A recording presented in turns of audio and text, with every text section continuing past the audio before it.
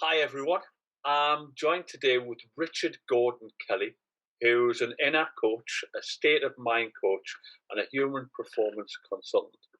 And we're here to discuss and talk about that inner niggle, that little ache and pain that too many of us seem to have.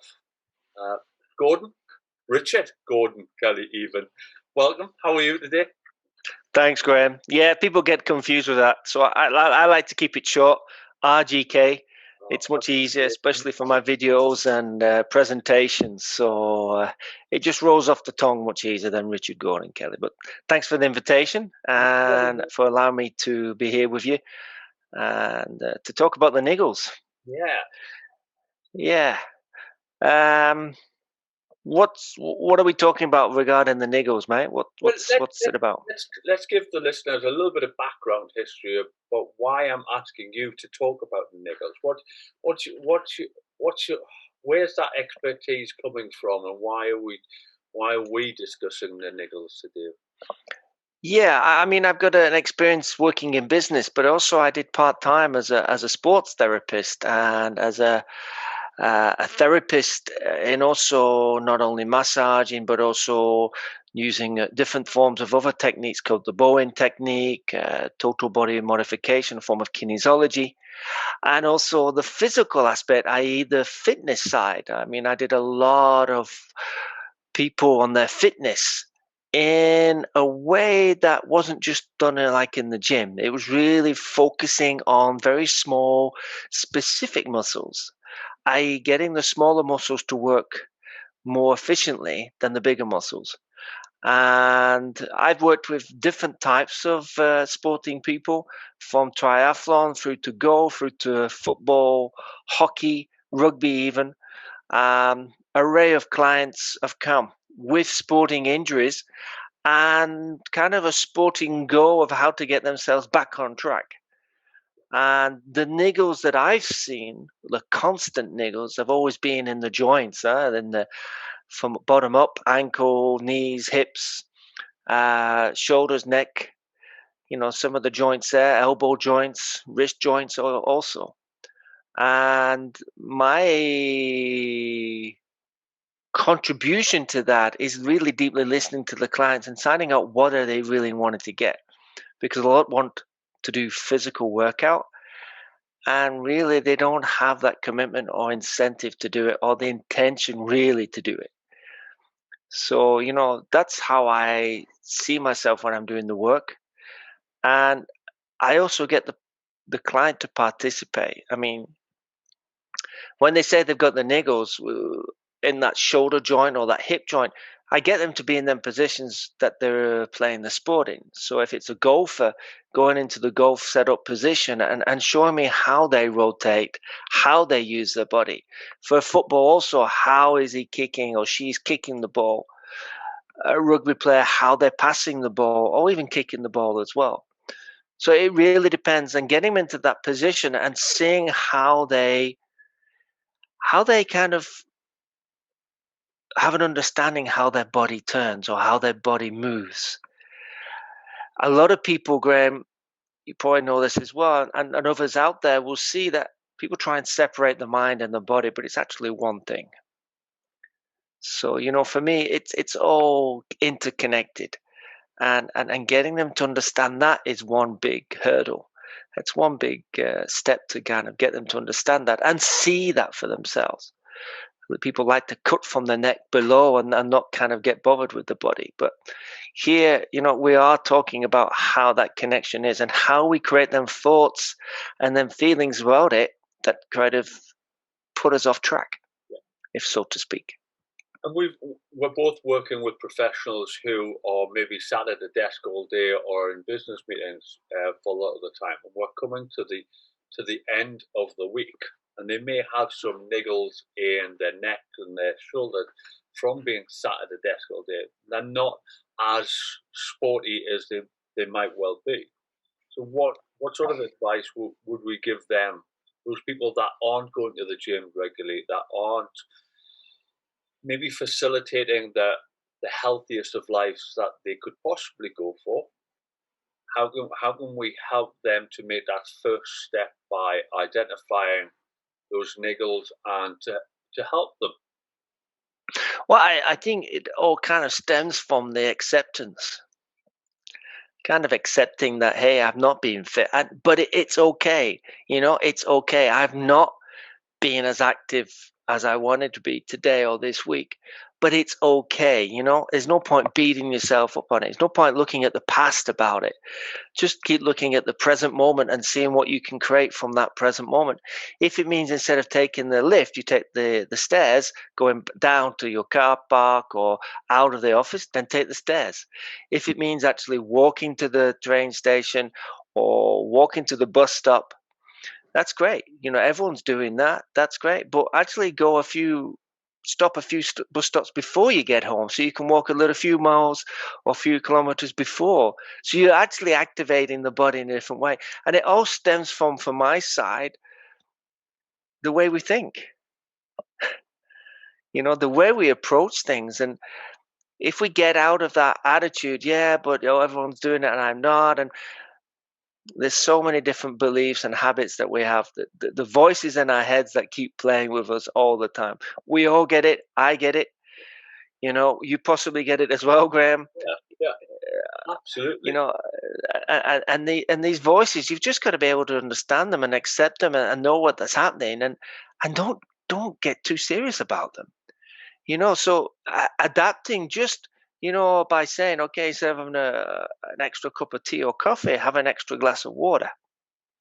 you know just giving your body that chance to kind of catch itself and kind of rebuild itself, reboost itself again, if we want to give it a recovery time or whatever. So just making small changes to what you're doing now will be a big difference. I heard several people saying even just doing 5-10 minutes exercise per day mounts up. For me personally, I do the RBX, the 5BX, excuse me, the 5BX. It's a Royal Canadian exercise done in the 1950s. I've adapted it to where I am and who I am, but it takes me about 15 minutes. And I also incorporate a bit of stretching. And for me, that routine, it works fantastic for me. I'm 50 odd now. I'm still fit. I'm still agile. I'm still flexible. And yet I can still run a mile without a problem, because I'm doing it on a daily basis, 10-15 minutes of exercise. It works wonders. So we've had a few conversations, myself and Richard, and he's told us some stories about people that he's worked with in the past. So what and we were talking a little bit about one of your female clients where most of the work was done around the conversation aspect rather than the physical manipulation or exercises. Can you tell us a little bit about that side of it? Yeah, it was making her become self-aware of herself, taking responsibility for herself, and knowing, because she was very intellectually very bright, very academic, and so she was thinking very rationally, which is great, and there's nothing wrong with that. But she kind of had cut herself from her body. She didn't want to, yet she wanted to have a flatter tummy, a bit more muscles around the arms, etc., etc. But what we've done is we did a program where she did it gradually, and so she could build up with the muscles, with the smaller muscles, so that they could support her while she was building up the bigger muscles. And the difference was she had more energy. She was able to understand that if she's off balance, she's putting weight on one side. So the off balance on that is she's putting more stress on one of the joints, which over time, if you don't, it kind of says, hey, I'm here. Hello, you're hurting me. So it's kind of putting that understanding to them in a simpler way, and getting them to be the creators of their own lives, the creators of how their bodies can be, knowing that they're, how can I say this? Being healthy for me is a form of body, mind, and spirit. That's what it equals to. That's what healthy means. It's the combination of the three. And finding that balance of the three really helps that person to feel energized, feels motivated. There's other narratives that we can use there, Graham. But people can then start to move forward with a commitment, a plan of where they want to be with their body. I don't know about you, but one of the things that I've definitely found is over my time of working with people is they'll come to us with a pain, with an area of discomfort, and when you start to tell them, yeah, but that's not the origin of the pain, that's not where the problem really is. When you try to actually help them see the direct links and how the body works, and how the joints and how the muscles are connected, that just because they've got back pain doesn't necessarily mean that they have a bad back, for example. No, and we're not to say that that they could have back pain as well. They Absolutely. could be something that's more serious than, and it's getting that information out of them in the correct manner, with the correct consulting, with the correct information. Then you're able to. I mean, I'm not a doctor or anything medically profession, so I cannot say what is actually the problem. But what I can suggest to them is that, okay, if it is something that's constantly in a pain in that area, let's get it checked out. Go and see the doctor, go and get the scan. Let's see. I mean, I had a client once who had a niggly knee, which was real. He had a pain in the knee. And we did all the types of exercises and everything, but it was still there. Now and again, it'd come back and go, come back. So he did eventually go to the doctor, and what he found was he had a little pinhole in one of his ligaments, which was actually creating the pain. Now, hey, human eyes cannot see that. No, You no. yourself cannot scan that, but the scan itself could actually say, hey, there's something there. So there's sometimes it's working with everyone and listening to everyone and getting that understanding of the client and clearly saying, okay, if it's a pain, let us know. If it's a sharp pain, then there's something there. If it's a dull pain, okay, then we know it's more in muscles. So it's kind of getting them to understand the signs themselves and learning more about their bodies, what the bodies are trying to tell them. And certainly not being one of the areas I found is so many people are so resistant to actually finding out that that internal dialogue inside them about, oh well, what happens if it's this? But until we actually find out, well, what it is we're actually at a stalemate at that point. We're not moving forward. All you're doing is you're creating more tension within the Yeah, body from what we're talking about. yeah, and many of your listeners and people seeing this will or hear this will be understanding that in a way our thoughts play with us all the time, and if we create a thought and we emphasize that thought, we're creating more of that thought, which is possibly taking us in a different direction of where we want to be. It's a spiral effect. When people talk about stress, there are stressful situations where but most of the time it comes from within. We are thinking about that stress. And actually, when you calm down and you accept it as it is, and knowing that it's just your thoughts, most of the time, most of the time, people kind of calm down because they get a better understanding of where it's coming from. Absolutely, absolutely. I'd I'd like to finish on a little something. I've listened to podcasts when I row in the morning, and I was listening to some Stoic philosophy, and Epictetus was talking about pointing out the obvious.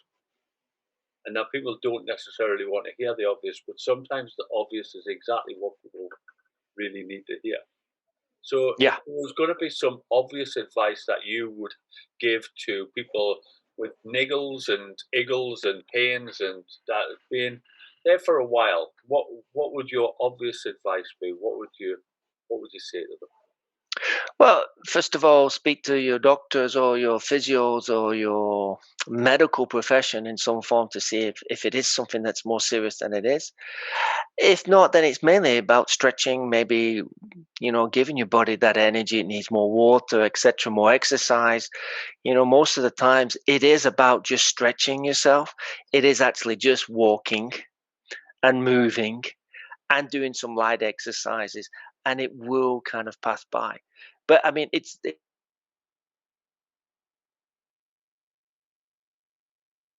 hard to say for each individual seek the medical profession, but most of the time, people find that by actually doing exercises, it's helping them out. Thank you very much for your time today, Richard. It's been great to My chat. pleasure. Hopefully, Great, Graham. we'll do another one in the future on something else. And Yeah, that'd be great. we'll catch up with you shortly. Thanks, sir. Thanks, Graham. Take care, mate. Cheers. Bye bye.